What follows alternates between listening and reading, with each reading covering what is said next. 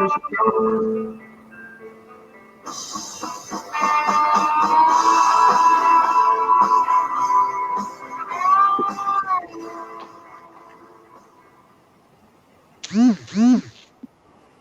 Buenas noches, otra vez reunidos en este segmento Encuentros desde Buenos Aires, Argentina, Suset Rodríguez. Hoy tenemos un tema muy importante, haciendo seguimiento a otro que habíamos visto con el politólogo Jorge Richter. En esta ocasión nos va a acompañar Reina González con el tema del Estado plurinacional al Estado, del Estado republicano al Estado plurinacional, y vamos a tocar muchos aspectos importantes desde la perspectiva histórica. Hemos visto el mismo tema desde la perspectiva política, ahora la vamos a ver desde la perspectiva histórica. Saludo a mi compañero Raúl desde La Paz, Bolivia. Saludo a Reina, también a nuestra invitada especial. Reina, ¿cómo estás? Buenas noches.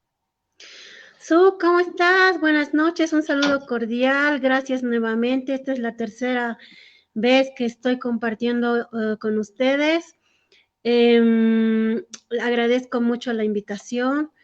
Y bueno, estamos aquí prestos para poder contar, narrar una parte de esta historia que se remonta a la historia larga, ¿no? A la memoria larga de los pueblos indígenas de nuestro país.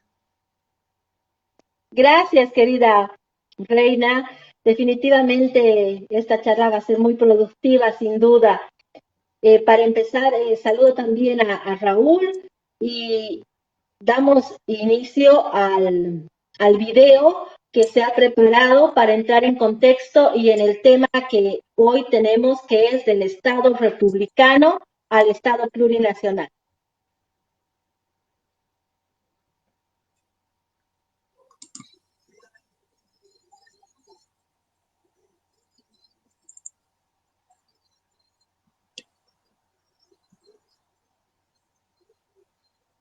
No tenemos el audio, por favor.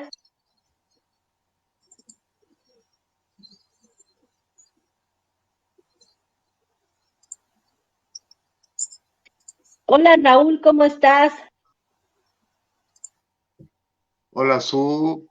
Buenas noches a todos los compatriotas que nos ven en la Argentina. Reina, un placer tenerte acá para poder dialogar en torno a un tema apasionante, ¿no? Son las 21 horas con 11 minutos aquí en Bolivia, con una temperatura de 4 grados centígrados, bastante frío, pero bueno, creo que con la charla vamos a entrar un poco más en calor. Bienvenidas, bienvenidos. Reina, bienvenida. Esperamos poder, si bien no profundizar mucho, porque el tiempo es corto, pero bueno, tu conocimiento nos va a dar bastantes luces para entender la realidad actual en la que se está desenvolviendo el Estado plurinacional de Bolivia, ¿no? Contigo allá en la Argentina sucede.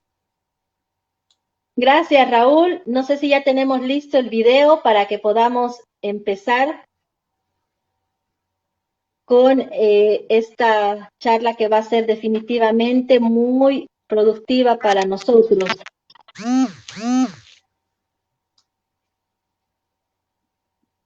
Ya tenemos el video, por favor, para empezar. Bueno, mientras... Porque estamos avasallados. No tenemos una imagen, por favor. Por tal razón creo que el pueblo originario del norte por sí nos hemos movido y a la vez es a nivel nacional. Entonces, hermana periodista, Las imágenes, por favor, no estamos viendo. Sucede, ¿qué te parece si hasta que se arreglen estos problemas técnicos damos la bienvenida a nuestra invitada y conocemos un poco más de ella y dialogamos con Reina? Sí, claro que sí, Raúl. como tú dices, pues aquí dispuestos a dar información, a poder establecer un tema de diálogo importante, yo creo imprescindible en este momento, en esta coyuntura, el poder entender cómo es que desde la memoria larga vamos a tener en pleno siglo XXI hemos tenido un presidente indígena, ¿no? Creo que ese es el objetivo, poder entender la llegada de Evo Morales a la presidencia a partir de esta memoria larga de luchas, de resistencia, de estrategias que no solamente han sido pacíficas, sino también violentas, ¿no? Y entender por sobre todo que la historia del movimiento indígena no se remonta solamente a la lucha, han habido otro tipo de estrategias como los procesos judiciales, ellos también han estado defendiendo sus tierras de comunidad en la justicia. Otras estrategias de lucha han sido, por ejemplo, el diálogo, la negociación, las alianzas, sobre todo en el marco de historias locales. No siempre ha sido lucha, ¿no? También es importante poder entender dentro de toda esta memoria larga que el movimiento indígena tenía un proyecto político de autogobierno, ¿no? Muy claro, y que está atravesando pues toda la historia de la República hasta llegar al Estado plurinacional. No sé si tienes preguntas, Raúl. Excelente. Más o menos ese es el contexto, eso es lo que vamos a ver. Estas estrategias, estos momentos, puntos de inflexión, vamos a ver actores, ¿no? Actores importantes, temas por los que se ha luchado, no solamente en las tierras de comunidad, y fundamentalmente vamos a visibilizar su historia, ¿no? Su historia de exclusión, de discriminación, racismo, bueno, de esta necesidad de poder ser reconocidos, incorporados, ¿no? Estamos hablando de una población que históricamente ha sido mayoría y sin embargo históricamente también ha sido excluida, ¿no? En la toma de decisiones hasta llegar al Estado plurinacional. Eso, Reina querida Isu, allá en la Argentina, es muy importante porque partimos desde el contexto de pensar países hermanos como la Argentina y Chile, bueno, sin nombrar Estados Unidos, los cuales han cortado la participación, han coactado la participación de los pueblos indígenas Claro. en la vida cotidiana del país. Vemos el tema de los mapuches, tanto en la Argentina como en Chile, y bueno, en Estados Unidos, que viven en reservas. Claro. Y tomando en cuenta que Bolivia es un país que lo dice el INE con el último censo que se hizo, mayoritariamente indígena, ¿no? Reconociendo el ciudadano mismo reconociéndose como indígena, ¿no? No se puede contar una historia de Bolivia sin la participación de los movimientos indígenas, de los movimientos populares que han sido actores fundamentales y lo siguen siendo en este momento de coyuntura del país. Creo que es fundamental no, el no pensar en el movimiento indígena y en el movimiento popular en Bolivia. Es muy complicado. Y eso, por ejemplo, no sucede en otros países hermanos como Chile y Argentina, en los cuales, como les digo, los movimientos indígenas, los mapuches, viven como en reservas, alejados, y el momento que ellos tratan de salir para reivindicar algún derecho, para hacer alguna propuesta, pues son reprimidos de la manera más violenta, ¿no? Uh-huh. Sucede, Sí, si sí. tienes alguna consulta desde la Argentina o algún aporte a este diálogo antes de Sí, arrancar. yo pienso que tenemos que, entrando un poco en la metodología de lo que es encuentros, vamos a empezar con algunas preguntas. Hemos tenido algunas fallas técnicas con el video, les pedimos mil disculpas. pero vamos arrancando, ¿no? Y hasta que se solucione todo esto, al finalizar podemos observar el video. Reina, desde el colegio nos enseña alguna historia, una historia muy, se podría decir, cuadrada, no hay mucha investigación, no se hablan de los temas de explotación, exterminio, discriminación, exclusión de los pueblos indígenas, más enfocan a temas coloniales. ¿Cuál es tu punto de vista partiendo de esto? ¿Qué entendemos por un Estado republicano desde la perspectiva histórica? Claro, claro, es lo que acabamos de dialogar con Raúl, ¿no? No se puede entender la historia de Bolivia sin poder hablar de la historia del movimiento indígena y por supuesto, el movimiento obrero, movimiento popular al que hacía referencia Raúl y del que hemos hablado cuando hemos inaugurado el noticiero, ¿no? Un día antes del 28 de julio, en el que se ha producido la marcha convocada por la COB y el Gran Cabildo, ¿no? Pero hay diferencias sustanciales en cuanto a las estrategias de lucha y en cuanto a la historia misma, porque cuando hablamos de la historia del movimiento indígena, estamos hablando de una historia cuya memoria es muy larga, es de siglos, ¿no? A diferencia de la memoria de historia del movimiento obrero popular, que se remonta, como decíamos en el primer programa, a mediados o a la primera mitad del siglo XX, ¿no? Con el inicio de las fábricas y la explotación en los centros mineros de minerales como el estaño y otros, ¿no?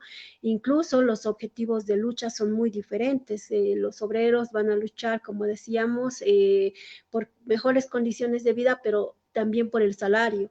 En cambio, la lucha del movimiento indígena se remite, además de ser milenaria, de abarcar siglos, dentro de nuestra memoria histórica, pues se remite a objetivos concretos como la defensa de sus tierras de comunidad, por un lado, esta necesidad de una educación indigenal,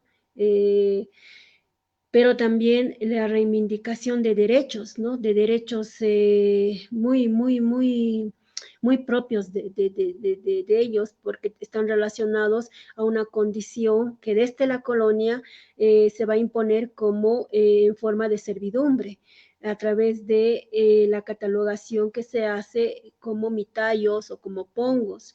Entonces, estos tres grandes temas que vienen acompañados además de una necesidad y de una idea clara acerca de un proyecto político de autogobierno, son los que están marcando los ejes temáticos de la historia del movimiento indígena desde la colonia, ¿no?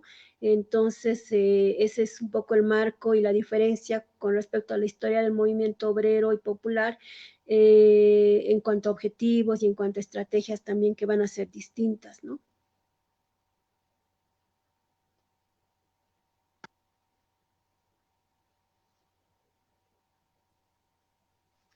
Excelente, Reina querida. En este marco, el contexto histórico de Bolivia siempre fue un contexto de lucha y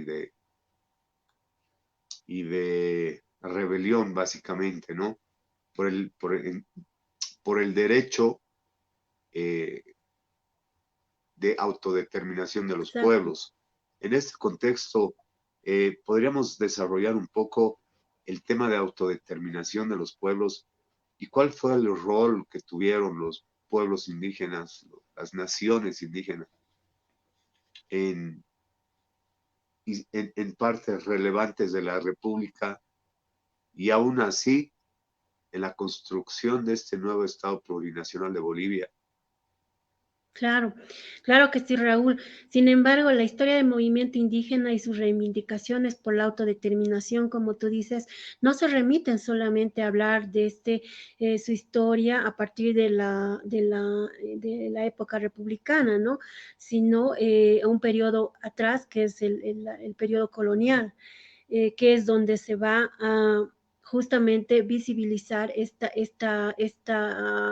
no solo visibilizar, sino que se va a efectivizar esta condición colonial de explotación, de exterminio también en parte, y antes del periodo colonial teníamos la época prehispánica, hablando ya desde los inicios, desde los orígenes de nuestra historia, digamos, como país, que ha estado caracterizada por las primeras culturas, ¿no? Desde Huancarán y desde Chiripa, pasando por el gran imperio Tiahuanaco y los señoríos aymaras, o también denominadas culturas regionales, una vez que se produce la decadencia de Tiahuanaco, ¿no? Esto es interesante, por ejemplo, esta parte de la historia, porque se trata de una serie de culturas en diversas partes del territorio, que incluso van a tener la capacidad de conformar confederaciones, ¿no? Como la Confederación de los Quillacas y la Confederación de los Charcas. Entonces, que van a desaparecer durante la República, la colonia y la República, ¿no? Y a este periodo de culturas regionales, o también se los ha denominado señoríos aymaras, le va a seguir la colonización inca, ¿no? Que es una colonización de tipo quechua, y a partir de aquí el territorio se va a denominar Collasuyo, porque va a ser parte de este gran territorio quechua comprendido como el Tahuantinsuyo. Entonces la parte que corresponde a Bolivia va a ser Collasuyo. Y es justamente la sucesión de esta historia digamos, la colonización inca, que va a durar un siglo más o menos, que se va a suceder con el periodo colonial, ¿no? Se va a iniciar el periodo colonial justamente a partir de 1532, y ya el territorio que antes llamábamos Collasuyo va a adquirir otra denominación, que va a ser la audiencia de Charcas, ¿no? Entonces, este va a ser un territorio donde se ejercía potestad jurídica de parte de la corona española hacia nuestro territorio. Y la colonización, pues, es interesante porque se va a dar con la espada y con la cruz y la Biblia, ¿no? Algo que está tan lejos, 1532, pero a la vez tan cerca de nosotros, ¿no? Entonces, la espada, que implicaba la exploración, pero también la dominación y finalmente la conquista, por un lado, y la cruz y la Biblia, que va a legitimar esa dominación, esa conquista, ¿no? Y se va a dar en el marco de este encuentro del Inca Atahualpa, que acababa de disputar con su hermano Huáscar el trono, ¿no? Este encuentro en Cajamarca con Francisco Pizarro, y que va a terminar en una emboscada hacia el Inca, su detención hasta su posterior ejecución en 1533. Los españoles con la ayuda de algunos aliados, se van a dirigir al Cusco, a la capital del imperio, y ahí es que van a proclamar a Manco Inca como autoridad, pero subordinada a los intereses españoles. Y la respuesta de Manco Inca va a ser muy clara, ¿no? Se va a resistir, y lo que va a provocar, bueno, se va a resistir, y esa resistencia va a llevar a cabo una reconquista, una guerra de reconquista, ¿no?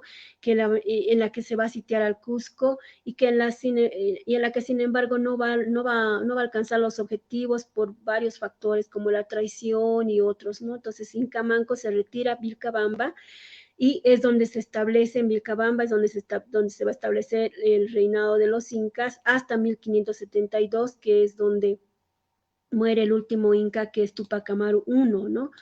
Se lo ejecuta, y quien va a ejecutarlo va a ser también Francisco Toledo. Entonces, la conquista como tal, que se había iniciado en 1532, va a terminar de establecerse en 1572 con la ejecución de Tupac Amaru I. Ahora bien, es importante comprender qué implica la conquista, qué implica esta invasión, ¿no? No solamente implica la dominación en términos jurídicos, sino también la institucionalización de muchos cargos, pero también instituciones. Una de ellas, por ejemplo, va a ser la encomienda, ¿no? La encomienda era una institución colonial que consistía en la organización de la población indígena como mano de obra forzada, es decir, explotación, además del pago de tributos por servicios. Al respecto, entre 1550 y 51 se va a abrir un debate, por ejemplo, con respecto a la condición del indio, ¿no? Y en ese debate se va a discutir si el indio tiene alma, pero también a partir de eso se va a discutir, se va a debatir la legitimidad misma de la conquista. Es un debate que se va a realizar entre el padre Bartolomé de las Casas y Juan Ginés de Sepúlveda. Y para ambos el indio tenía alma. Sin embargo, para Ginés de Sepúlveda eran almas pecadoras, ¿no? Que tenían que ser salvadas, eran consideradas inferiores, por lo tanto, la corona estaba en la obligación de adoctrinarlos y salvarlos, porque vivían en la idolatría y en el pecado, según Ginés de Sepúlveda, ¿no? Entonces, esto es importante porque nos está mostrando cómo es que se va a posicionar la imagen del indígena a partir de la colonia, y a partir de ese posicionamiento se va a determinar también su trato, ¿no? Y en ese marco se va a lanzar una serie de leyes, las famosas leyes de Indias, que van a ser contrarias a los indígenas, aún a pesar de la intención del rey, ¿no? De moderarlas más.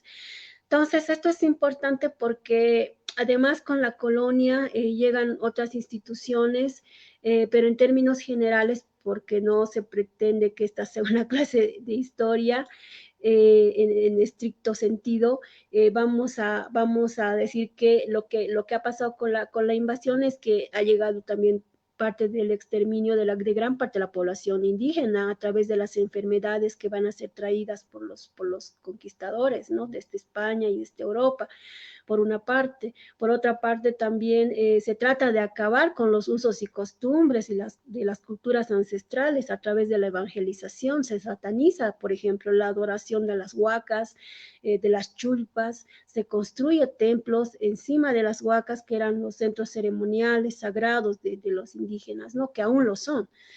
Se produce un saqueo de la plata a través de la mita colonial, que era un trabajo forzado de los indígenas en condiciones de explotación. Y ahí, por ejemplo, ya empiezan a darse las primeras estrategias, ¿no? De resistencia, cuando indígenas se rehúsan a la mita y huyen del trabajo forzado, ¿no? Entonces ya ahí estamos viendo la resistencia. También es bueno destacar que muchas autoridades indígenas van a ser denominadas desde la corona como caciques, van a asumir el rol de caciques, que van a cumplir una función de bisagra, digamos, entre la corona y las comunidades. Muchos de ellos se van a dedicar al comercio, sus hijos van a ir al colegio, la vestimenta va a diferir del resto de los indígenas, y el cacicazgo también va a llegar a ser una institución, pero que va a ir perdiendo legitimidad en la medida en que va a ser cooptada por los españoles, ¿no? Bueno, ya a finales del siglo XVIII se va a dar un levantamiento, ya en el marco de las resistencias, que es considerado como el levantamiento más extenso geográficamente y también el levantamiento que va a contar con la mayor cantidad de apoyo de parte de la población indígena, ¿no? El núcleo duro de este levantamiento, porque va a ser un proceso, va a estar liderizado por Tupac Amaru II, que viene a ser el descendiente de Tupac Amaru I, que había sido el último inca, ¿no? Asentado en Vilcabamba. Y Tupac Amaru va a iniciar la resistencia, una fuerte resistencia, un gran movimiento, por los abusos, ¿no? Por los abusos de los corregidores españoles, por la explotación indígena en la Mita, el reparto obligatorio de las mercancías, el trabajo en obrajes, las alcalabas, las aduanas, que eran una forma de impuestos también, y la esclavitud de los afros, ¿no? Y a esto le va a seguir en la insurrección, en la resistencia, a los hermanos Katari, por ejemplo, en Potosí, y Tupac Katari y Bartolina Sisa en La Paz, quienes al mando de 40.000 hombres van a realizar el cerco a la ciudad de La Paz en el año 1781 en 2 oportunidades, ¿no? Y el mismo año, en diciembre, el 14 de diciembre del 81, 1781, bueno, todos conocemos que Tupac Katari va a ser descuartizado, ¿no? En una plaza pública, buscando el escarmiento de parte de la corona. Pero esto es muy significativo porque es un movimiento que se inicia por Tupac Amaru, pero va a dar inicio al proceso de independencia, ¿no? Lo va a instalar de manera muy fuerte, pero también, por otra parte, está visibilizando por primera vez un proyecto propio, ¿no? Un proyecto propio de gobierno desde los indígenas a través de esta independencia, ¿no? Es así que llegamos a la República como tal, tras una serie de guerras, guerrillas, que involucran la presencia de actores externos, no propiamente bolivianos, sino bueno, actores como Simón Bolívar, Antonio José de Sucre y otros, que van a ser actores principales en el proceso de la independencia. De hecho, los conocemos como padres de la independencia, pero también van a ser actores en este proceso, pues los indígenas, ¿no? En 6 de agosto de 1825, la Asamblea Deliberante se va a reunir en la Casa de Libertad en Sucre y se va a nombrar a Simón Bolívar como nuestro primer presidente, pero se va a excluir la presencia de los indígenas en la Asamblea, ¿no? Y esto, a pesar de su protagonismo en el proceso mismo de la independencia, ¿no? De la guerra, en su participación en las guerras, pero también en las guerrillas. Y una muestra de esto nos las da el diario de José Santos Vargas, conocido como Tambor Vargas, que nos cuenta, ¿no? Su participación, pero a través de su participación, la participación, el protagonismo, la visibilización y la acción de muchos indígenas.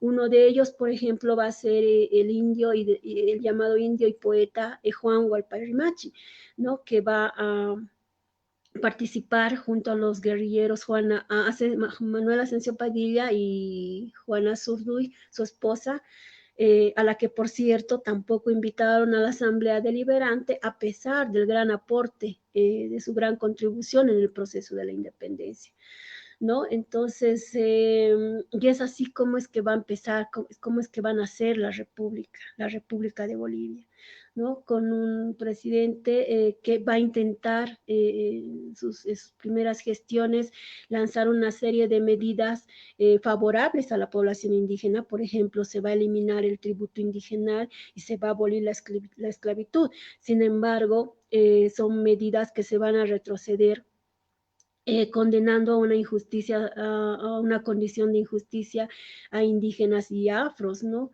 Siendo que el tributo indigenal ha sido la base del sustento del Estado boliviano por mucho tiempo. Entonces, a esta condición de injusticia se va a sumar durante la República algo que ya se había dado también durante el periodo colonial, que va a ser la política de avasallamiento de tierras de comunidad, ¿no? En beneficio de la expansión de las haciendas.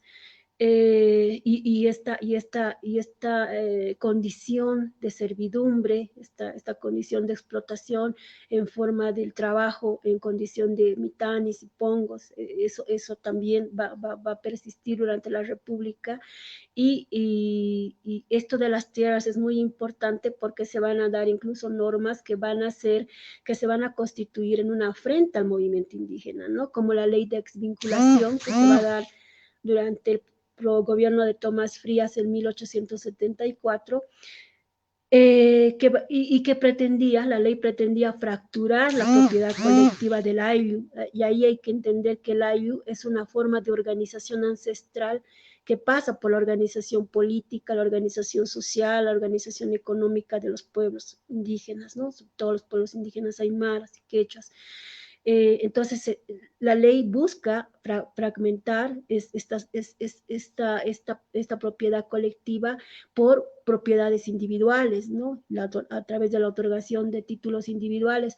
Y esto pues es una verdadera afrenta que va a llevar también un proceso de resistencia en el marco de la conformación de un movimiento, además territorial, no solamente en La Paz, sino también en Oruro, Potosí, Cochabamba, que se va a conocer como apoderados generales, ¿no? Los apoderados generales van a ser autoridades de estas comunidades que van a reclamar frente al Estado esta determinación desde el Estado de poder fracturar sus territorios y van a lograr frenar, por ejemplo, la revisita de 1881, que en otras palabras era como una especie de censo, ¿no? Para identificar estas tierras, para después desestructurarlas. Entonces, ellos, los apoderados generales van a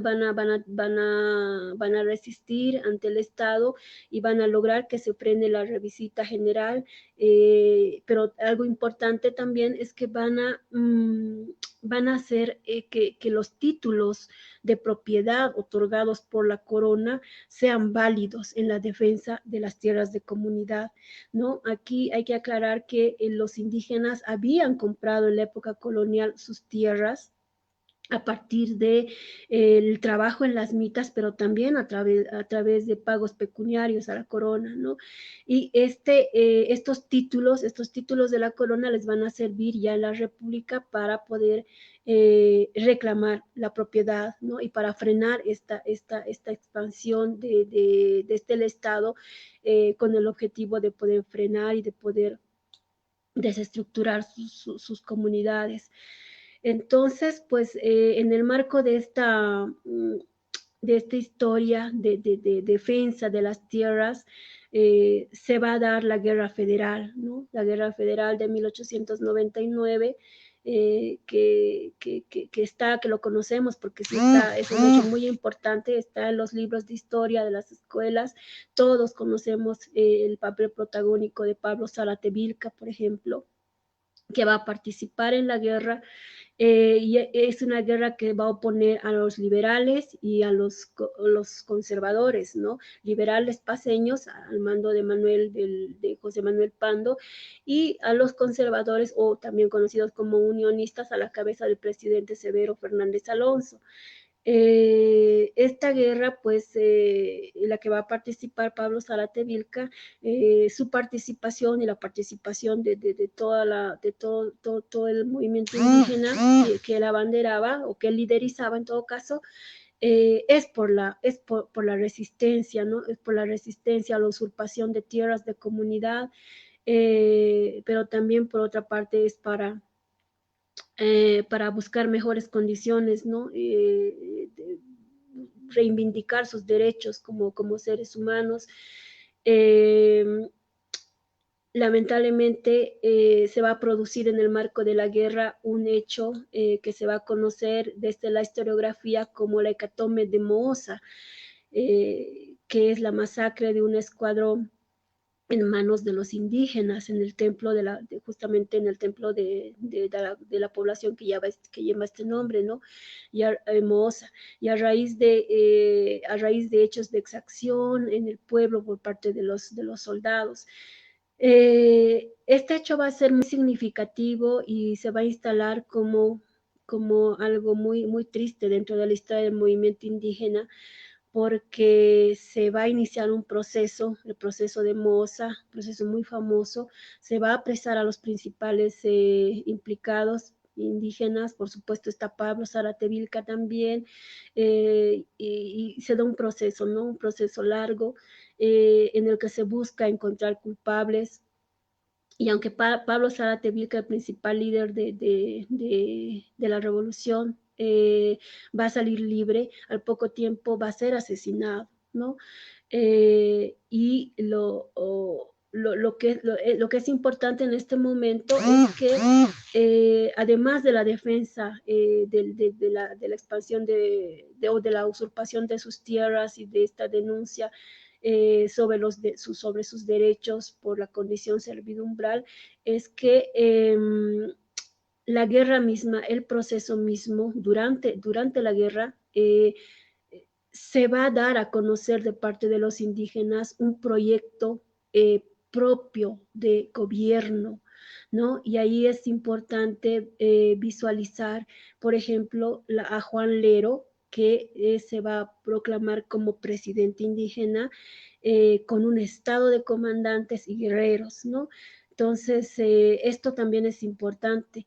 Visualizarlo, ¿no? La historia del movimiento indígena no solamente es por la defensa de sus tierras, no solamente es por la reivindicación de sus derechos, entre ellos la educación indígena, por supuesto, sino también por tener un gobierno, un autogobierno, ¿no? Un proyecto político de gobierno propio desde los indígenas. Esto es muy importante. Bueno, después del proceso, lamentablemente, en el marco del darwinismo social, que se había iniciado un poquito antes de la Guerra Federal, pero que se va a visibilizar aún más después de la hecatombe de Moza, es que se va a, por ejemplo, poner en cuestionamiento la inferioridad del indígena, ¿no? Su inteligencia, a través de la medición de cráneos. Y esta es una historia muy penosa porque los debates de la época van a tratar de mostrar a los indígenas, a los indios de Moza, como que muy relacionados al mundo del salvajismo, ¿no? Entonces, y ahí viene también nuevamente esto otro que tiene que ver mucho con el racismo, con la discriminación que han sufrido a lo largo de su historia, ¿no? Entonces, este va a ser un tiempo de hablar de la civilización del indio, ¿no? A través de la castellanización, a través de la modificación de sus casas en el campo y una serie de otras medidas que se van a lanzar desde los gobiernos liberales a partir de la victoria de José Manuel Pando en la Guerra Federal, ¿no? Que además va a involucrar la sede de gobierno, el traslado de la sede de gobierno hacia la ciudad de La Paz, que coincide con el auge del estaño, además, ¿no? La decadencia del auge de la plata y el auge del estaño. Entonces, pues, el triunfo de los liberales en contra de los conservadores a partir de la Guerra Federal va a fortalecer, contrariamente a lo que buscaba Zárate Vilca y el movimiento indígena que participó en la guerra, va a fortalecer más bien esta hegemonía desde los hacendados en el campo, ¿no? La explotación de los indígenas va a permanecer, y a esto se va a sumar, además de este movimiento indígena, la necesidad de luchar por escuelas indigenales, ¿no? Y esto es importante porque ahí se va a visibilizar la presencia de otro actor fundamental en la historia del movimiento indígena, que va a ser Leandro Nina Quispe, ¿no? Del que muchos libros no hablan, lamentablemente. Entonces, como decíamos, la expansión de las haciendas va a continuar, la usurpación de tierras de comunidad va a continuar, y esto va a ocasionar pues la resistencia del movimiento indígena a través de otras formas que van a ser desde las violentas y las pacíficas. Entonces, en las violentas tenemos, por ejemplo, las sublevaciones a las que hacía referencia Raúl. Evidentemente, una de ellas va a ser la sublevación de Jesús de Machaca en 1921, que va a ser encabezada por los hermanos Marcelino y Faustino Llanque, y que va a terminar en una masacre, ¿no? En una masacre lamentable. Pero van a sucederse otras sublevaciones, como la de Challante en 1927, y una oleada de otras sublevaciones en todo el altiplano paceño durante la Guerra del Chaco, antes de la Guerra del Chaco, durante la Guerra del Chaco y aún después de la Guerra del Chaco, ¿no? Entonces, esa va a ser una estrategia de resistencia, pero desde la resistencia armada, ¿no? Desde la sublevación. Pero esta se va a combinar a la vez con otro tipo de resistencia que va a ser la resistencia jurídica, es decir, en los estratos, en los estrados judiciales. Ya a partir de otros actores que se van a denominar los caciques apoderados. Un cacique apoderado que sí visibiliza la historia, que sí está muy bien, digamos, posicionado dentro de la historia, va a ser, por ejemplo, Santos Marcatola, ¿no? Que va a ser un cacique apoderado que muy importante en el altiplano, pero no va a ser el único, se va a formar en realidad una red de caciques apoderados. Mariano Mamani también va a ser otro muy importante, pero ya en la región de los Valles del Sur, ¿no? Y esta lucha armada, pero a la vez jurídica, estas resistencias, esta combinación de resistencias, pues va a continuar, como les decía, antes, durante y después de la Guerra del Chaco. Ahora, con la Guerra del Chaco, que ustedes saben, que todos sabemos, va a ser un conflicto bélico entre Paraguay y Bolivia y que va a durar de 1932 al 35. La historia del movimiento indígena, digamos, la historia desfavorable del movimiento indígena va a continuar porque va a existir el reclutamiento forzado de las comunidades hacia el campo de batalla, ¿no? Se los va a sacar de las comunidades y se los va a obligar a participar en la guerra, por una parte, pero por otra parte también se va a exaccionar productos de las comunidades para que van a ser la base de la alimentación de la tropa en los campos de batalla, ¿no? Entonces, pues es importante la guerra y ya el escenario de guerra porque por primera vez va a haber este reconocimiento entre indígenas de muchas partes del país, ¿no? De muchas partes de la República, aymaras, quechuas, pero también indígenas del oriente. Y esto es importante porque ahí es que se va a empezar a generar una especie de conciencia y de intersubjetividad entre ellos, ¿no? La guerra del Chaco le va a suceder otra serie de hechos como la masacre de Catavi, que no está relacionado precisamente con el movimiento indígena, sino más bien con el movimiento obrero, porque tiene que ver con una masacre que se ha dado en diciembre de 1942 en Catavi, justamente en el campamento siglo XX, justo a raíz de esta necesidad de garantizar la producción de estaño en el gobierno del presidente Peñaranda. Se va a militarizar los campos, los centros mineros para garantizar esta producción. Por decreto se va a prohibir movilizaciones, pero por el otro lado, el movimiento obrero está pidiendo mejores condiciones de vida, aumento de salarios, mejores condiciones en las pulperías. Y en este proceso es que se va a producir la masacre, porque al presidente Peñaranda le interesaba mucho garantizar la producción, debido a que con la producción del estaño, con la venta del estaño hacia Estados Unidos, Bolivia estaba apoyando la posición de los aliados, ¿no? Durante la Segunda Guerra Mundial. Y la venta se va a producir lamentablemente en condiciones muy desventajosas para el país, pero también bajo estos términos ¿no? de violencia estatal hacia los centros mineros en este caso.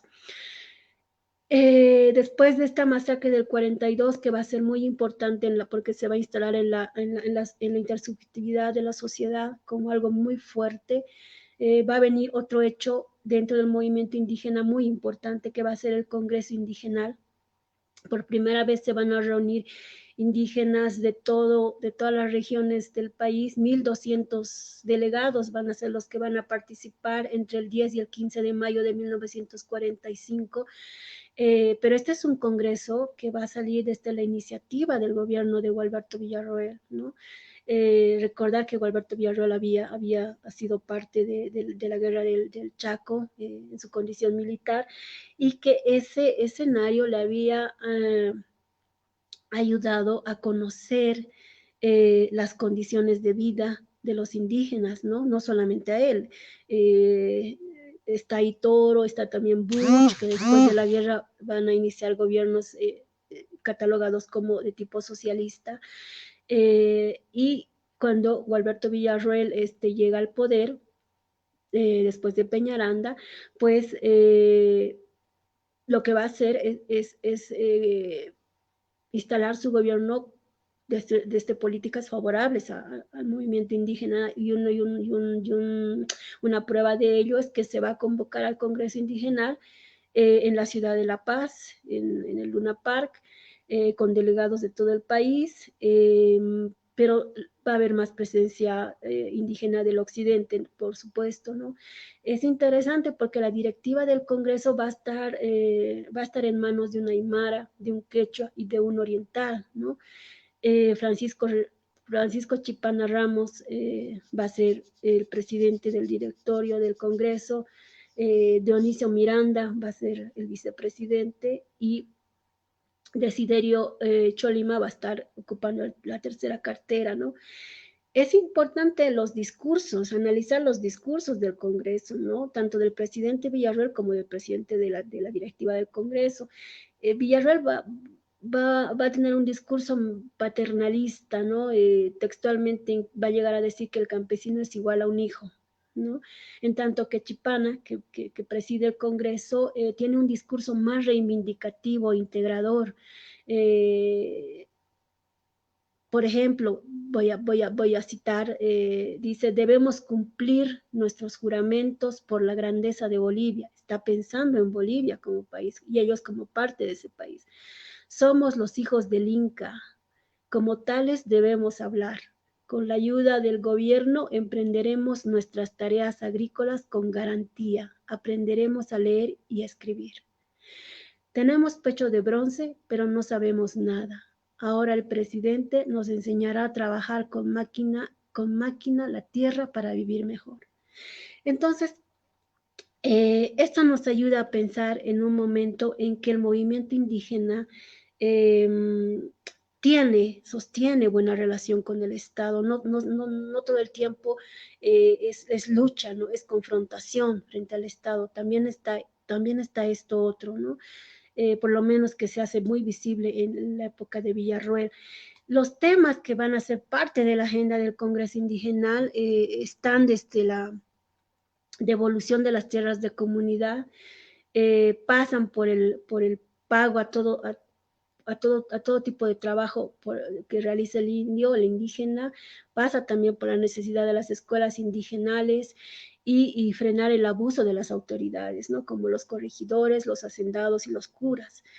El resultado de las resoluciones del Congreso se van a hacer patentes, se van a hacer visibles, se van a concretar en otros términos a través de decretos supremos, ¿no?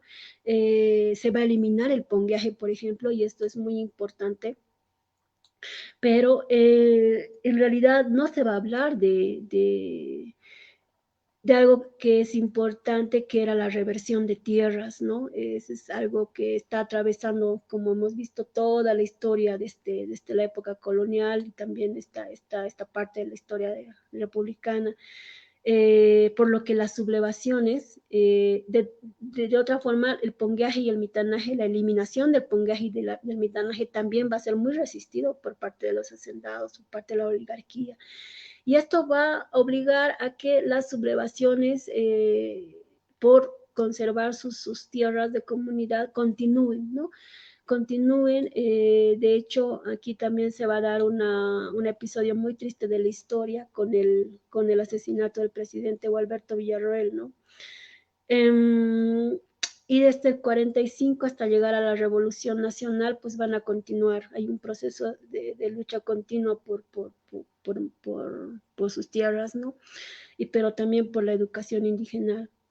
Y la revolución del 52, 9 de abril del 52, pues nos va a llevar a visibilizar reformas estructurales como el voto universal. Recordar que los indígenas no votaban, las mujeres votaban desde hace poco, el voto era en general censitario, era restringido, y las mujeres sí votaban, pero votaban en los municipios, no por una elección a nivel nacional. Y los indígenas, por supuesto, no votaban para nada, porque habían ciertos requisitos como el saber leer y escribir, tener cierta cantidad de renta, que por supuesto los indígenas no tenían, ¿no?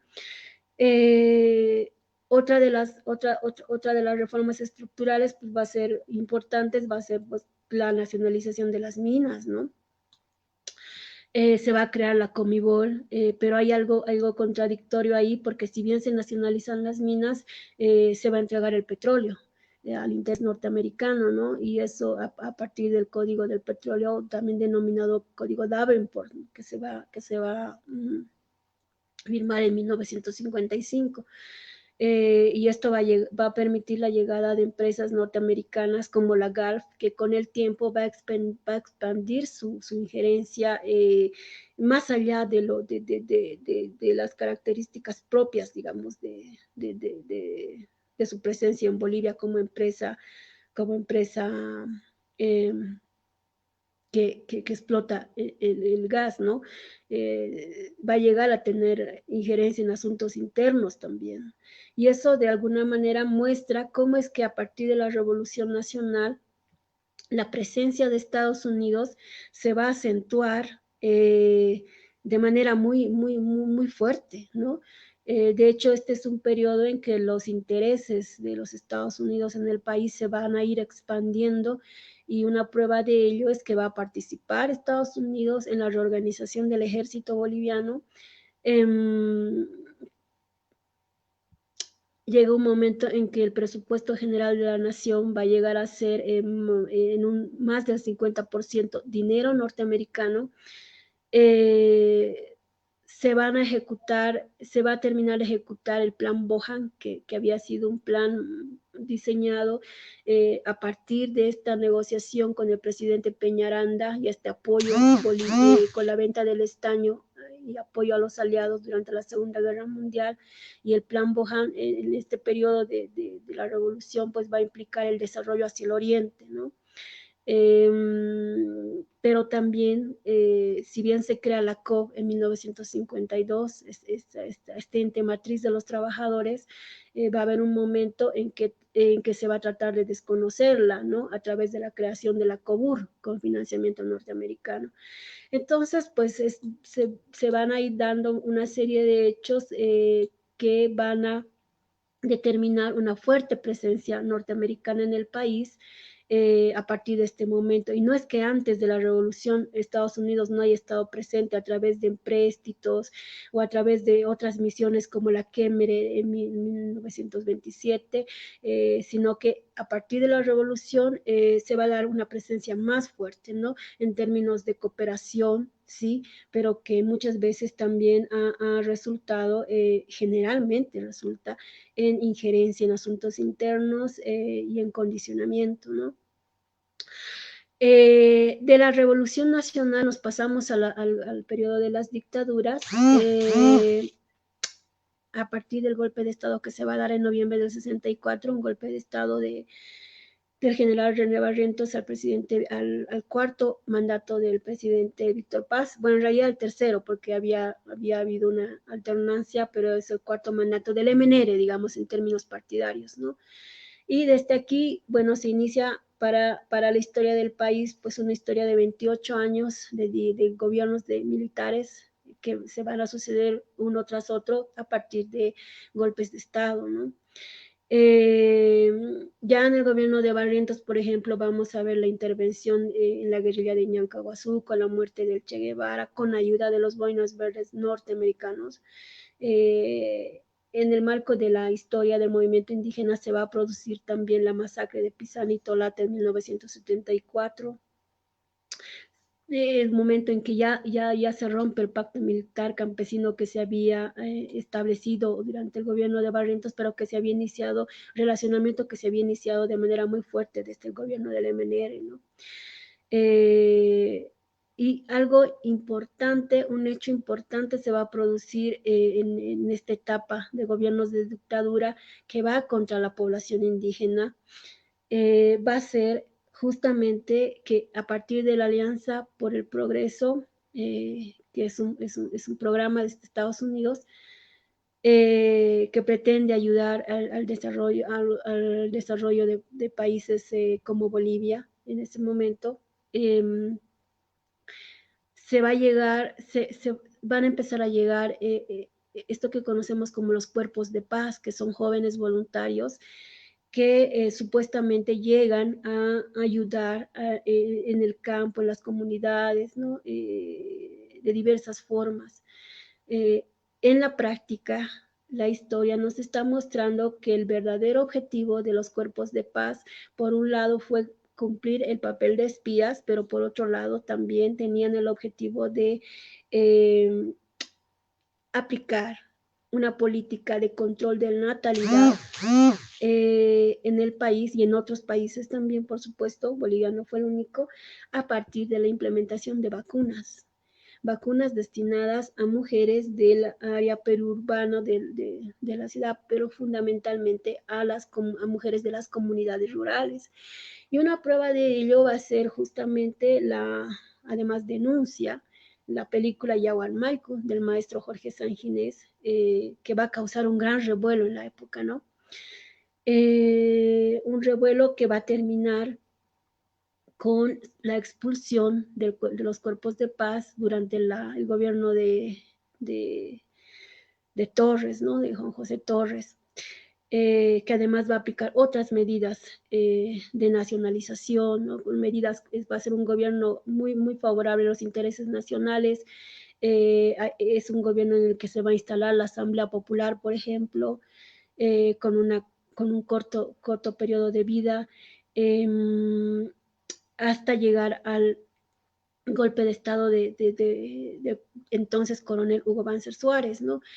Esta política de vacuna, de control de la natalidad, que no buscaba otra cosa más que el exterminio de la población indígena, va a continuar durante el gobierno de Hugo Banzer, pero se va a cambiar la estrategia y se van a cambiar los actores. Ya no van a ser vacunas y ya no van a ser cuerpos de paz. Es este momento en el que aparecen lo que hoy conocemos como las ONGs, ¿no? Las ONGs en materia de salud, que van a venir con otra narrativa discursiva. Ya no va a ser control de la natalidad, sino planificación familiar, ¿no? Y se va a combinar una serie de medidas como la utilización de los autoconceptivos, sí, medidas para evitar el embarazo, pero también se va a combinar con la entrega de alimentos, ¿no? Alimentos que tienen el mismo fin de esterilizar a la población.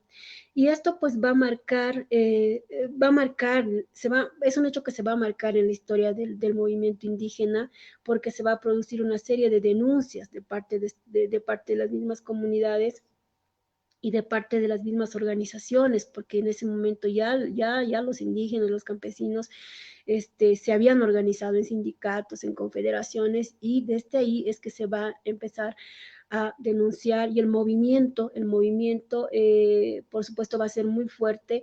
Va a continuar este movimiento por reivindicar sus propios derechos y demás, tanto que entre el 68 y el 69 se va a producir un movimiento que denominamos el movimiento catarista, ¿no?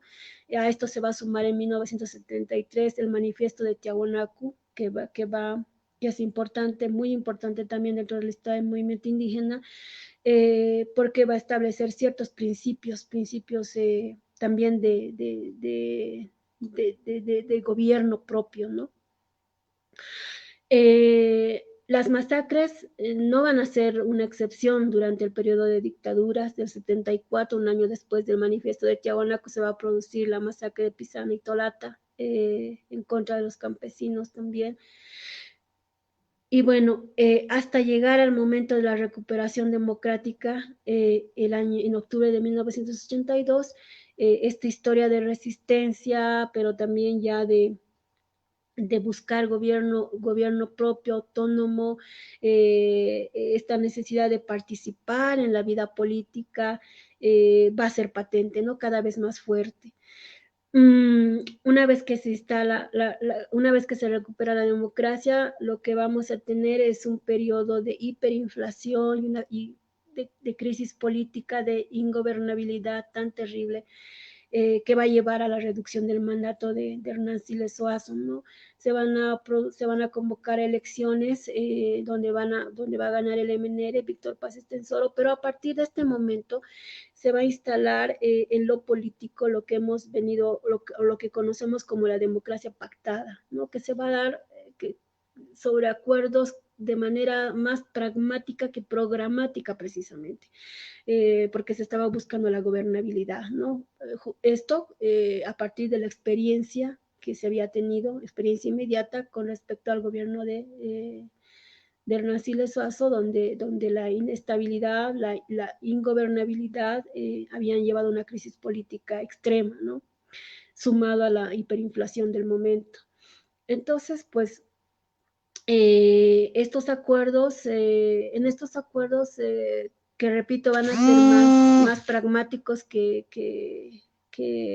programáticos, incluso se van a llegar a cruzar los ríos de sangre, ¿no? Por ejemplo, ahí vemos un acuerdo patriótico en el que el MIR, que había nacido, el Movimiento de Izquierda Revolucionaria, que había nacido bajo la sombra de la dictadura, bajo la sombra de la resistencia, pues se va a aliar, ¿no? Se va a aliar con la ADN, que va a ser el nombre del partido del general Banzer, que va a participar ahora en democracia. Entonces, esto es importante tenerlo clarísimo, ¿no? Porque es así como es que se está construyendo estos 20 años de inicio del periodo neoliberal, ¿no? Antes de la llegada al 2005 con la elección de Evo Morales. Pero antes van a haber una serie de hechos reivindicativos desde los indígenas, pero no solo desde los indígenas.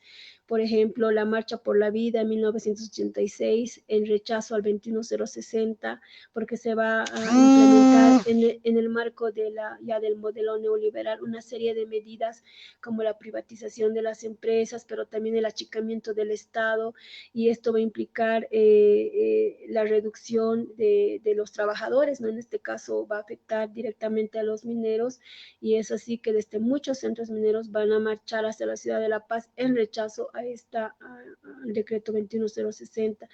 El 86, el 90, 4 años después vamos a presenciar otra marcha, pero esta vez de este movimiento indígena, pero de no movimiento indígena del occidente, sino más bien del oriente y de la Amazonía. Va a ser una marcha que por el territorio y por la dignidad, así es como se va a denominar, y es el inicio de una serie de otras marchas, más o menos un total de 11, 12, que van a demandar esto, ¿no? Esto que era la lucha del movimiento indígena de Occidente, es decir, sus tierras de comunidad. Ellos también están luchando por su territorio, ¿no? Están luchando por su dignidad, están buscando el reconocimiento del Estado al movimiento indígena del Oriente y de la Amazonía.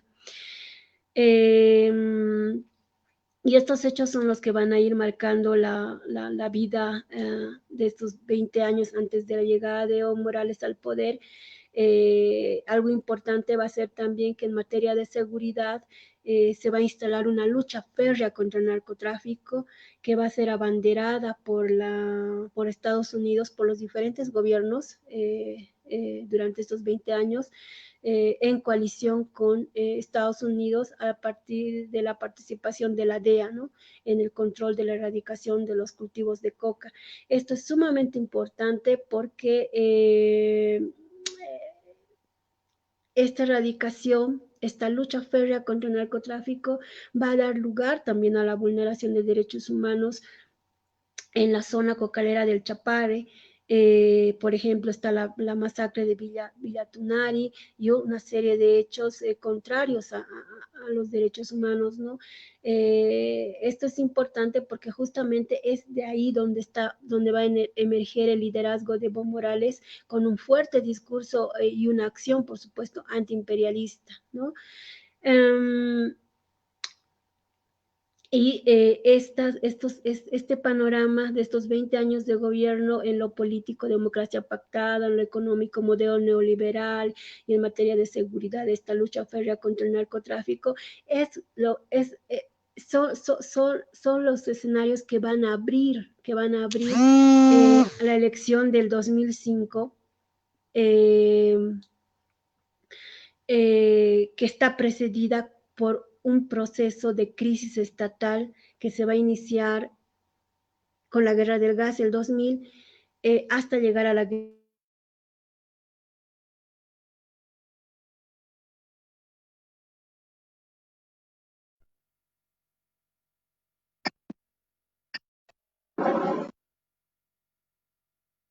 Querido Raúl, yo creo que vamos a dar paso al video que tenemos preparado.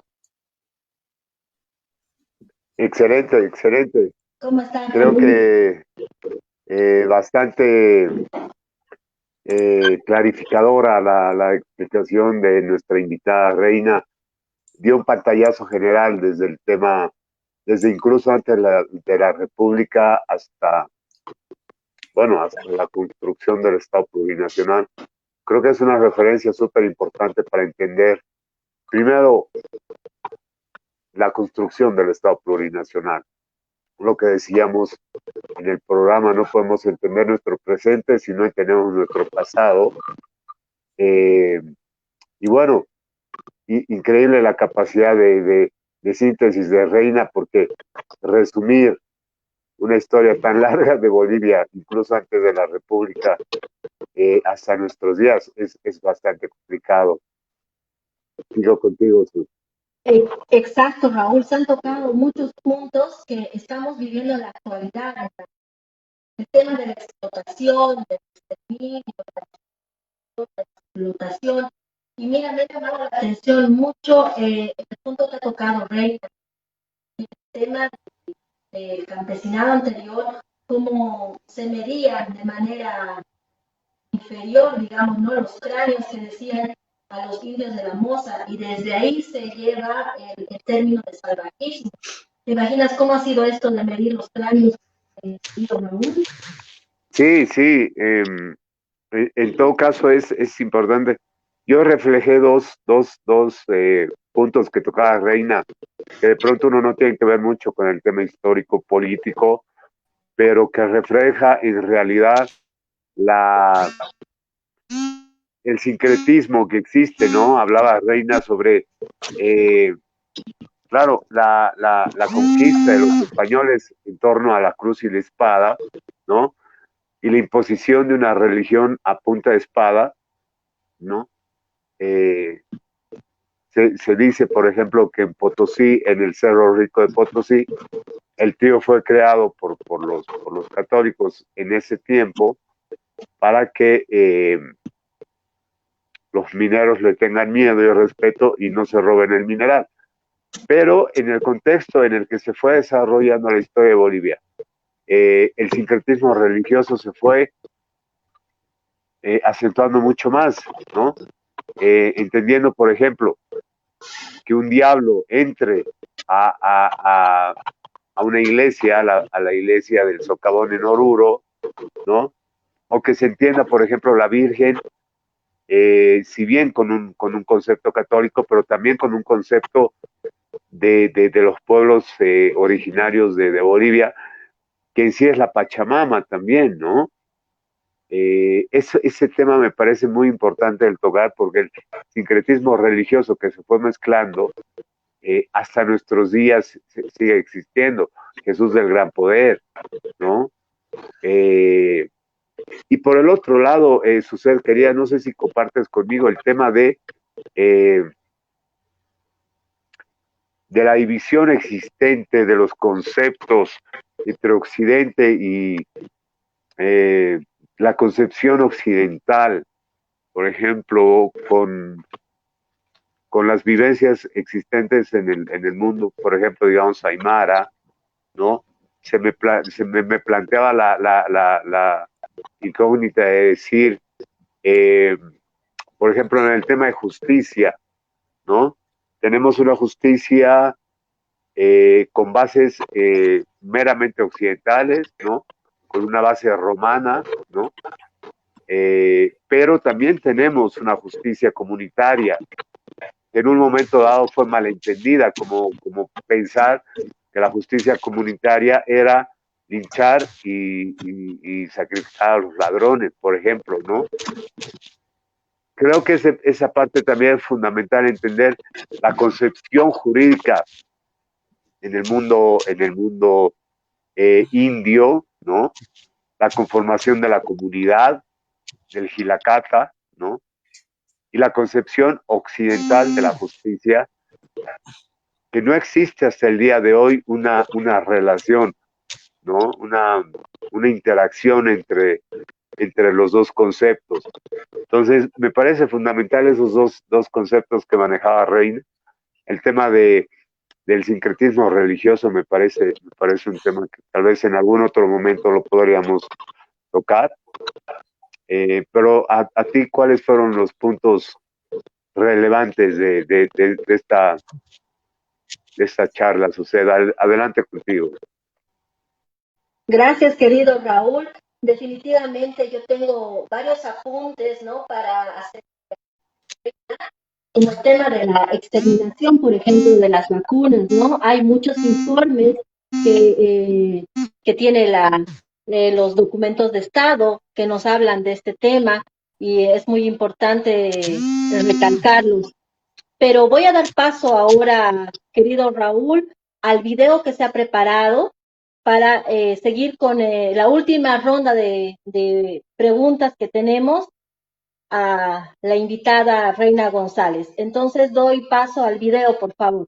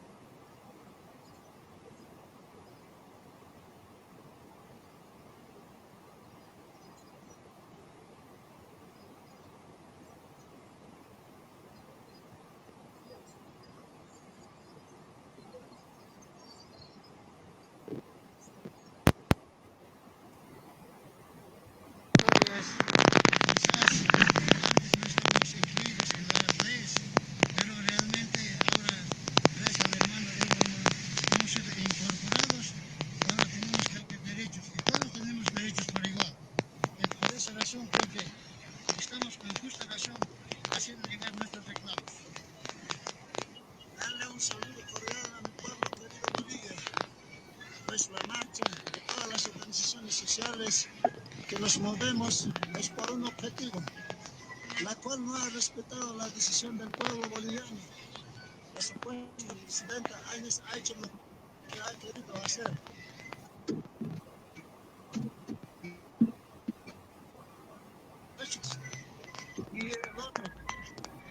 venimos en defensa de nuestros derechos, en defensa de nuestros recursos naturales. No puede dar en la bandeja a los yanquis, ya que los Estados Unidos ha querido aprovecharse de nuestros recursos naturales. No vamos a permitir. Hoy es donde nos estamos convulsionando, cada persona defendiendo su derecho, y vamos a hacer respetar hasta las últimas consecuencias. Los Norte Potosí no son así por así. Y si van a levantarnos una vez más la arma, vamos a tener que sacar nuestros Mauser. Nosotros también tenemos las armas correspondientes, pero nosotros hoy venimos pacíficamente marchando a que la supuesta presidenta Áñez deje el cargo que se ha autoproclamado y que dé la nueva elección de una vez, el 6 de septiembre, y hasta eso vamos a sentarnos aquí hasta que diga así. Gracias por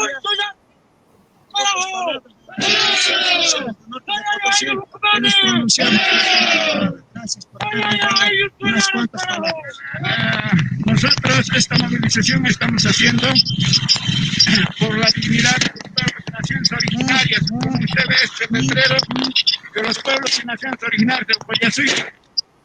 Estamos pidiendo las elecciones y queremos un gobierno legalmente elegido. No queremos un gobierno transitorio que se está dedicando a robar, ¿no? Por eso es nuestra movilización. No, pues este grupo de personajes están obedeciendo a lo que es el sistema capitalismo del imperialismo yanqui, ¿no? Y su política y sus planes es para exterminar a los pueblos y naciones originarias. Eso no lo vamos a permitir. Venimos nosotros para expresar, para movilizarnos, nos apoyamos con las normas internacionales de la OIT y de las Naciones Unidas. ¿Qué puede decir acerca de la vulneración de derechos humanos? Este gobierno y otros gobiernos siempre han vulnerado el derecho de los pueblos y naciones originarias. Para nosotros no es extraño, pero molesta. Es muy molesta esta discriminación. Ya basta de discriminar a los pueblos y naciones originarias, porque nosotros somos los dueños de los recursos naturales. Hasta ahora nos siguen diciendo que nosotros somos perjudiciales, pero no es así. Más bien, los actuales ministros y el gobierno son criollos mestizos que nada tiene que ver de los recursos naturales de Bolivia. Allá.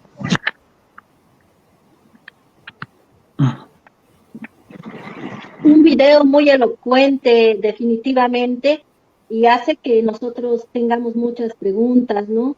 Justamente hablando del tema de la exterminación, lo que mencionaba uno de las personas que estaba marchando dentro del contexto de los pueblos indígenas, originario campesinos, ¿no?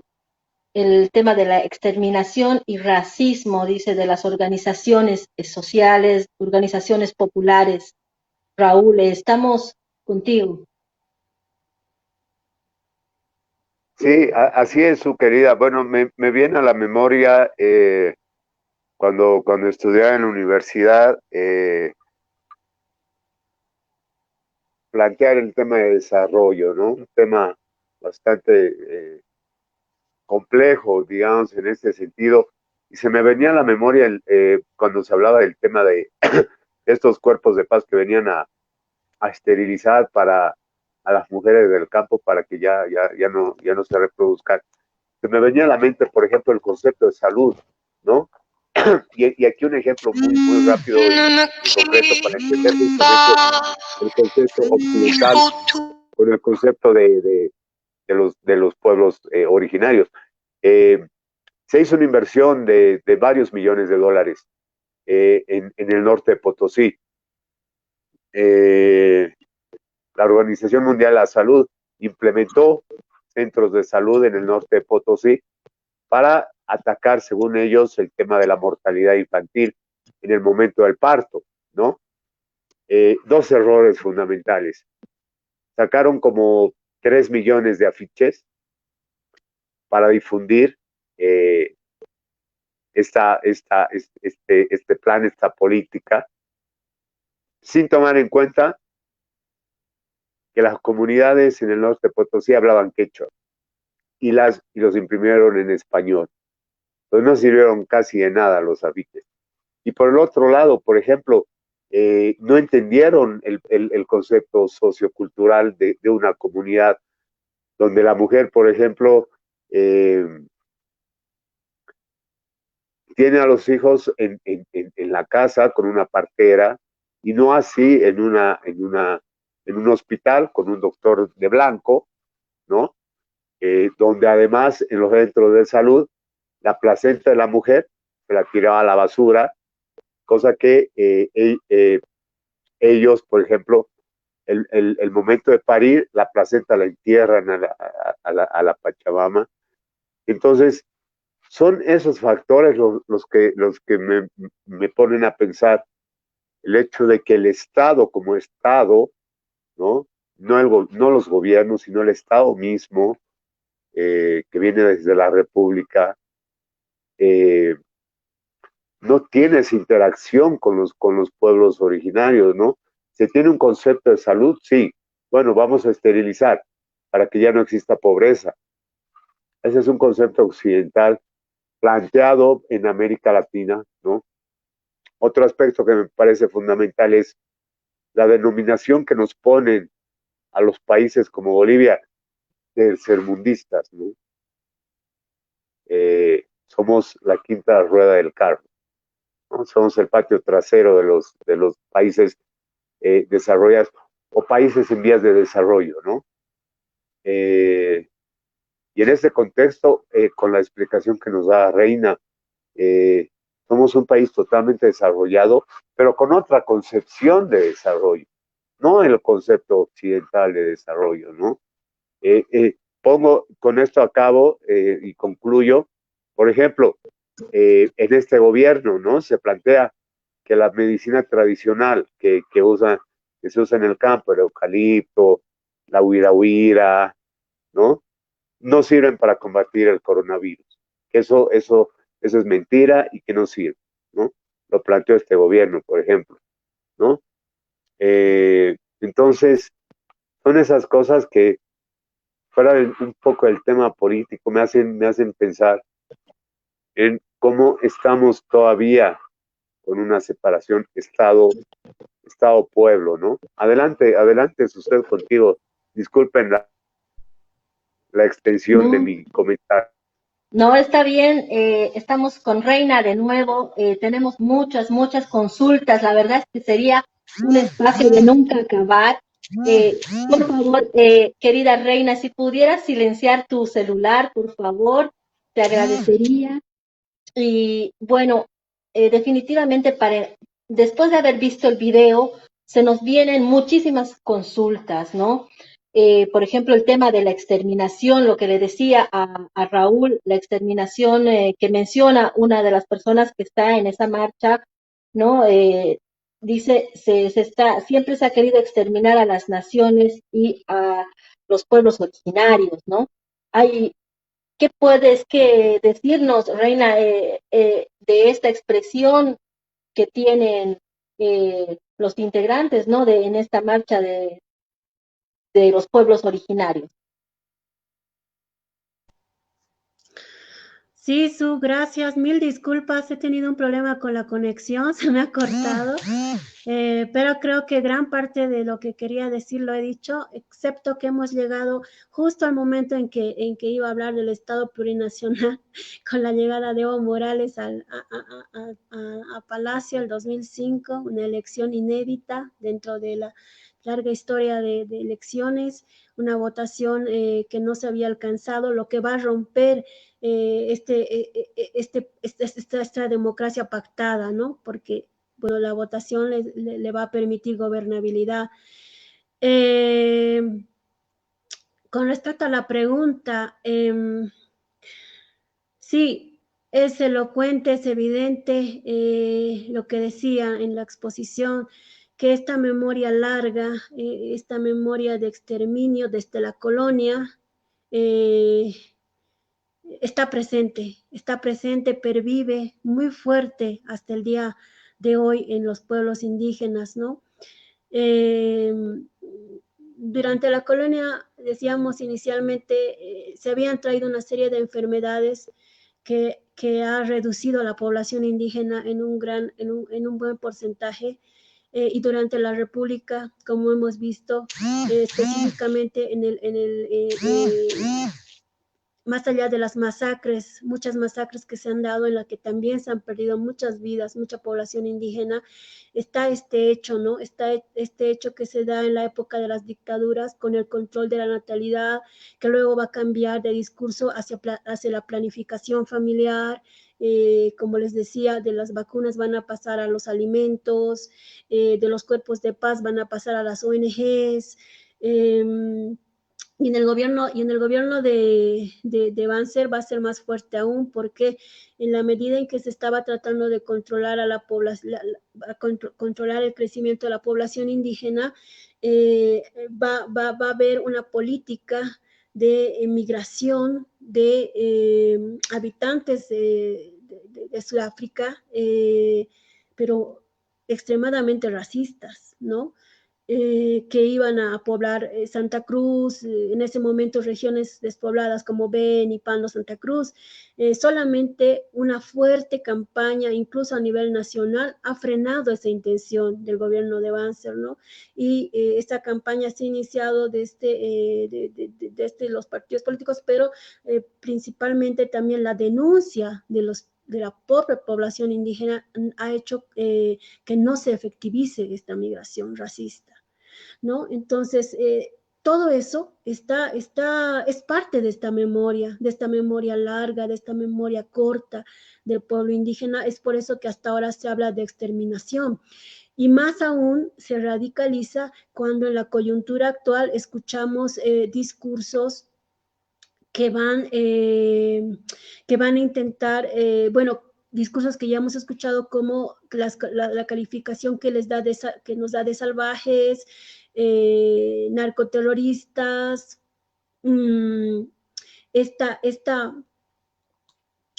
tratar de imponer la fe y la Biblia católica a pesar de ser un Estado laico a partir de la nueva Constitución Política del Estado promulgada en el 2009, producto de una asamblea constituyente que fue una demanda desde los pueblos del oriente de la Amazonía, pero también desde los pueblos indígenas propiamente, que fue parte de la agenda de octubre del 2003, recordar eso, y que no fue un proceso sencillo, ¿no? Ahí también en el marco de la Asamblea Constituyente vamos a ver una serie de hechos que también tienen que ver con racismo y discriminación hacia los asambleístas del movimiento al socialismo, que eran asambleístas indígenas. Evidentemente se les va a prohibir el ingreso a las plazas, por ejemplo, a la plaza principal en Sucre. Se va a tener un discurso muy discriminatorio. Es un momento en que vamos a ver frases pintadas en paredes allí en las calles de Sucre, en el sentido muy recurrente hasta ahora, ¿no? En el sentido de más y llamas, más y burros, el que no salta es llama, que incluso han ido en contra de la misma presidenta de la Asamblea, ¿no? Silvia Lazarte. Entonces, no ha sido poder generar este Estado plurinacional, ha pasado por un proceso duro también, de esta correlación de fuerzas, porque no hay que olvidar que entre el 2007 y 2008 también se va a dar un proceso de resistencia desde un Estado que está muriendo, que es el Estado republicano, y un Estado que está queriendo emerger, que es el Estado plurinacional de Bolivia, que va a incorporar a actores que antes habían sido excluidos. Y es bien significativo, Su y Raúl, que el 6 de agosto del 2006, ante la Casa de la Libertad en Sucre, se va a producir una marcha, un desfile de los pueblos, donde se va a ver la presencia de las 36 nacionalidades, y va a ser un momento, un hecho muy histórico, ¿no? Muy histórico en términos de esta intersubjetividad, de esta pertenencia, de esta posibilidad de incorporación, de reconocimiento, finalmente, después de tantos años de historia republicana, por primera vez los pueblos indígenas incorporados en cuanto a sus culturas, en cuanto a sus usos y costumbres, en cuanto a su justicia comunitaria, sus idiomas, sus símbolos, la huipala, ¿no? Entonces, bueno, es un proceso que ha costado muchísimo. Acabamos de celebrar 195 años de vida del país, 185 como vida republicana y 10 de Estado plurinacional, que en este momento está en un momento definitorio, yo diría, ¿no? Una correlación de fuerzas entre estas dos visiones antagónicas de país, ¿no? Creo que eso es importante señalarlo. Sería bueno que desde el gobierno actual comprendan esta historia, entiendan que la presencia de Evo Morales a partir del 2005 es producto de esta lucha histórica, es producto de esta memoria larga de lucha, de resistencia, también de este proyecto político propio de autodeterminación, como decía Raúl. Y creo que eso es lo que ahora está en disputa. Creo que eso es lo que ahora está en disputa, ¿no? En esta coyuntura lo que hemos visto desde el gobierno es intentar imponer la fe y la iglesia, la Biblia católica con la que han entrado a Palacio, a pesar de ser un Estado laico, como decía, ¿no? A partir de la nueva constitución política del Estado, incluso intentar dejar en la fe y el ayuno la resolución de la crisis sanitaria. Los han tratado de salvajes, ha vuelto esa narrativa discursiva de inferioridad, ¿no? Narcoterroristas, haciendo relaciones sobre todo a la región cocalera del Chapare, que es una región desde donde emerge el liderazgo de Evo Morales. Han humillado su símbolo ancestral, que es la huipala, la han quitado de la bandera presidencial, siendo un símbolo ancestral incorporado en la nueva constitución política del Estado. Tienen una narrativa discursiva de retorno a la antigua república, que para los pueblos indígenas, como hemos visto esta noche, no es otra cosa más que sinónimo de exclusión, explotación, discriminación, racismo y desigualdad, ¿no? Acaban de posesionar a un ministro que, además de tener afanes separatistas en el marco del denominado golpe cívico prefectural que se ha dado entre el 2007 y 2008, un ministro que considera a los pueblos indígenas como la raza maldita. Entonces, esos mensajes equivocados que está dando el gobierno son los que están determinando esta correlación de fuerza, ¿no? Habría que recordarle al gobierno que las movilizaciones y las estrategias desplegadas, como el bloqueo de caminos y la huelga de hambre determinadas por la Central Obrera Boliviana, o determinadas más bien por el Cabildo recientemente efectuado, están cargadas de esta memoria de lucha y de resistencia, cuyos resultados siempre han sido favorables al pueblo, a los movimientos indígenas, al movimiento obrero, aún a pesar de los altos costos que todos conocemos, como lo que se ha producido en la masacre del gas en octubre de 2003, por ejemplo, ¿no? O en las sucesivas masacres que la historia nos está mostrando. Yo en este sentido creo que el pueblo no tiene nada que perder, porque ya sufre hambre, ya sufre abandono, sufre desempleo, sufre falta de educación, falta de salud, está sufriendo represión, continuas amenazas, se criminaliza la solidaridad, se criminaliza la protesta. Entonces el pueblo no tiene nada que perder. Es un pueblo que trae consigo esta memoria de lucha. Y eso sería bueno que lo entienda el gobierno. En cambio, sí tiene mucho que ganar. Ellos están luchando por dignidad, por igualdad, por justicia social, por estabilidad y por soberanía también. Por eso es que en el video que hemos visto, el tema de soberanía está muy vinculado a es la antítesis de la dependencia. Por eso es que mencionan la defensa de los recursos naturales que históricamente han sido entregados a Estados Unidos. Por eso también la defensa de la guerra del gas, la guerra del gas en defensa de un recurso natural como que después en el gobierno de Evo Morales se va a nacionalizar. No solamente el gas, sino también las empresas estratégicas, producto de esa nacionalización va a venir la distribución de la riqueza en forma de bonos que van a beneficiar a grandes sectores de la población, tercera edad, mujeres, niños. Entonces, eso, un periodo de estabilidad económica evidente, que ha llevado al país a liderar la región en materia de crecimiento económico a partir de la implementación de un modelo propio, alternativo al modelo neoliberal que había sido impuesto durante los 20 años previos al gobierno de Evo Morales. Entonces, en materia de seguridad, como decíamos, esta férrea lucha contra el narcotráfico va a determinar la nacionalización de la lucha contra el narcotráfico, la expulsión de la DEA, la expulsión de USAID, la expulsión de un embajador que se ve comprometido en afanes desestabilizadores. Entonces, eso es lo que está en juego, creo, desde mi punto de vista y desde lo que está mostrando la historia, ¿no?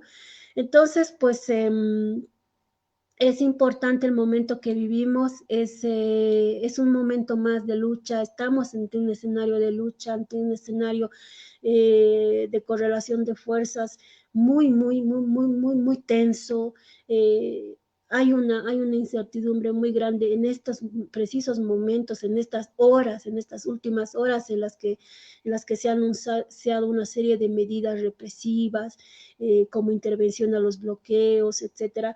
Entonces, habría que recordar al gobierno que el orden público y la paz social no se va a conseguir con el uso de las fuerzas represivas del Estado, la policía y las fuerzas armadas, sino con respuestas efectivas a la salud, al desempleo, a la educación y fundamentalmente con posibilitar el retorno a la democracia. Y cuando hablamos de la democracia, que ha sido como el discurso que se ha instalado en contraposición a la dictadura de Evo Morales, parece que es un discurso que está encubriendo el verdadero objetivo, que es el de la usurpación del derecho a la libre autodeterminación, a la que hacía referencia Raúl, ¿no? A esa capacidad soberana que tienen los países, los gobiernos, de poder decidir en cuanto a sus recursos naturales, en cuanto a la designación de sus autoridades, y en fin, esa decisión que tienen los gobiernos de poder decidir los destinos de su país, de su población,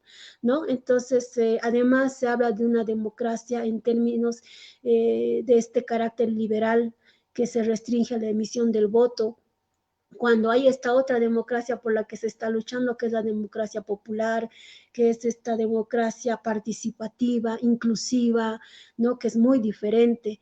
Entonces, no es una democracia, son dos democracias, no es una posición, son dos posiciones antagónicas. La historia nos está mostrando esta noche, y eso que lo hemos visto de manera muy acelerada, muy, digamos, resumida, esta historia de lucha, ¿no? Esta historia de resistencia. La presencia de Evo Morales viene desde esta larga historia de resistencia, de lucha, de exclusión, de discriminación, ¿no? Hay que entenderla, hay que saberla entender. Yo recuerdo bien que algo que frecuentemente repetía Evo Morales, sobre todo en los primeros años de gobierno, que era, decía, no estamos de paso, hemos venido a quedarnos. Yo, la primera vez que lo escuché, pues pensé mucho, ¿no? Y inicialmente pensé que se refería a él como persona, ¿no? Que se iba a quedar así, que es algo que es muy difícil, ¿no? Pero en realidad, ya desde la historia, lo que nos está mostrando esa frase, no estamos de paso, hemos venido a quedarnos, no se refiere a Evo Morales, se refiere a todo lo que representa Evo Morales, es decir, la lucha de un pueblo, la lucha del movimiento indígena, que largamente ha luchado por este momento. Por este momento es un momento de no estar en resistencia contra el Estado, sino es un momento de estar dentro del Estado, ¿no? Creo que eso es importante, conocerlo, poder llegar a esas conclusiones. Yo sé que muchos no van a estar de acuerdo, pero es lo que nos está mostrando la historia. Hay opiniones evidentemente muy personales mías, que las he querido compartir esta noche para que nos ayude a reflexionar el momento que vivimos, ¿no? Y ojalá también nos lleve a muchos, sobre todo a los jóvenes, a comprender cuál es el verdadero sentido de este momento histórico, ¿no? Y a partir de ello, cuál es la acción, cuál es la posición que deberían tomar, ¿no? Cuál es el protagonismo que deberían asumir en el marco de esta historia que en este momento, reitero, es una historia definitoria, ¿no? Es un momento definitorio, creo yo, es un punto de inflexión muy, muy profundo dentro de la historia, por lo menos inmediata del país. Gracias, gracias, querida Reina. Sin duda, tenemos una charla pendiente, nos hemos extendido Sí. demasiado, ¿no? Pero algunos puntos que yo he podido rescatar, como el tema de esa lucha que está pendiente por los derechos, esa demanda, la dignidad de recuperar un pueblo y recuperar la democracia definitivamente. Y en este aspecto de la historia, que todos deberíamos enfocarnos cómo ha sido y cómo es ahora, ¿no? Que a veces quedan ciertos vacíos definitivamente para poder entrar en un contexto y poder exponer, como lo has hecho tú, fundamentado y aclarando algunos puntos que definitivamente nos han servido para poder realizar ciertos puntos específicos, ¿no? Para en el tema histórico, ¿no? Desde la perspectiva histórica. Y te paso a ti, querido Raúl, si tienes alguna pregunta y ya nos estaríamos despidiendo Sí, me parece definitivamente. importante lo que dice Reina en el sentido de eh, que tal vez no piensen como ella. Y creo que ahí está la diversidad y ahí está eh, el diálogo, el no pensar igual, pero respetar la postura del otro, ¿no? Creo que eso está faltando en este momento de coyuntura actual, ¿no? El no diálogo, el cerrar una postura, ¿no? Y no exista un diálogo. Qué aburrido que todos pensemos igual, ¿no? No existiría, no existiría un diálogo. Y creo que en ese sentido, tejiendo nuestra historia, lo que plantea es poner en la mesa las cartas y bueno, cada participante, cada persona que nos ve, pueda sacar su propia conclusión y su propio análisis en torno a lo que nosotros planteamos. No ponemos una postura, ¿no? No ponemos una postura nosotros, eh, solamente ponemos en la mesa el planteamiento, la formación, que es muy importante, ¿no? Y en ese sentido creo que Reina es muy importante la colaboración y lo que decía Suced, eh, que esto no se queda acá, ¿no? Creo que tenemos varios programas todavía para tocar. En una hora y pico no se puede desglosar. Yo tengo 20,000 preguntas en la cabeza, ¿no? Podríamos quedarnos toda la noche dialogando, pero tu aporte es fundamental, Reina querida, en torno al tema histórico. Y me parece importante también lo que le decía a Suceda hace un momento, la forma de sintetizar, ¿no? Desde antes de la colonia hasta el día de hoy, es muy difícil el sintetizar, el hacer un resumen, ¿no? Pero tú lo has logrado hacer creo que nos has dado un pantallazo general de todo lo que ha significado la historia de Bolivia hasta el día de hoy. Pero como te digo, todavía podemos tener varios programas para seguir desglosando y desmenuzando este tema que nos apasiona mucho, ¿no? Agradecido Suced, agradecido Reina, aquí para Tejiendo Bolivia, tejiendo nuestra historia desde Bolivia, Raúl Soruco, un abrazo muy grande a todos los compatriotas allá en el Alto, en la ciudad de La Paz y en el mundo entero. Gracias, querido Raúl. Reina, tu despedida, por favor. Sí, muchísimas gracias nuevamente por la invitación. Esta es la tercera vez que me tienen en el noticiero, en este segmento la primera vez, pero como siempre agradecida, siempre dispuesta a colaborar en todo lo que pueda dar, en este caso la historia. Me interesa mucho reflexionar en torno a ella. Es verdad lo que decía Raúl, es importante en estos momentos fundamentalmente poder establecer estos diálogos, ¿no? Estos diálogos que nos permitan llegar a consensos o mínimamente nos permitan llegar a tolerancia, nos permitan llegar a comprensión de lo que se trata, el momento histórico en el que vivimos. Siempre dispuesta a esto, ¿no? Al debate, a la crítica también, por supuesto.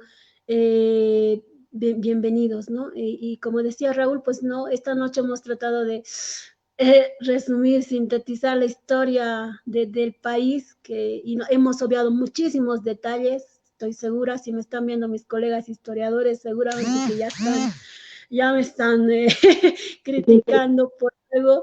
Mil disculpas, pero hemos tratado de reflejar, digamos, los hechos más importantes, los actores más importantes, más sobresalientes. Hemos tratado de que todo lo que hemos dicho esta noche ayude realmente a este momento, ¿no? A reflexionar, a poder dialogar, como decía Raúl, ojalá pudiera llegarse a eso, a diálogo, a comprensión, ¿no? Gracias.